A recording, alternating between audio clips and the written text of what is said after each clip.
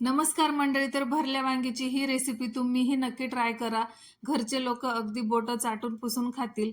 त्यासाठी मी चिरलेला कांदा घेतला एक, त्यानंतर खोबरं घेतलं. हे थोडंसं तेल टाकून परतून घ्यायचं. हिरवी मिरची, शेंगदाणे, अद्रक, लसूण टाकून हा मसाला थोडासा परतून घेतला.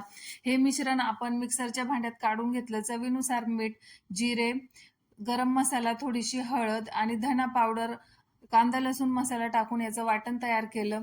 तर हे वाटण आपण वांग्यामध्ये मस्त मसाला भरून घेतला. भरलेले वांगे कुकरमध्ये टाकून घेतले. त्यावरती थोडं तेल टाकून थोडेसे वांगे परतून घ्यायचे.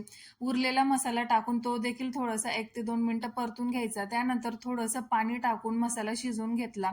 त्यानंतर तेल सुटलं की परत पुन्हा 1-1.5 ग्लास पाणी टाकून फक्त वाफेवर आपण हे वांगे शिजवायचे. शिट्टी नाही होऊ द्यायची आपल्याला.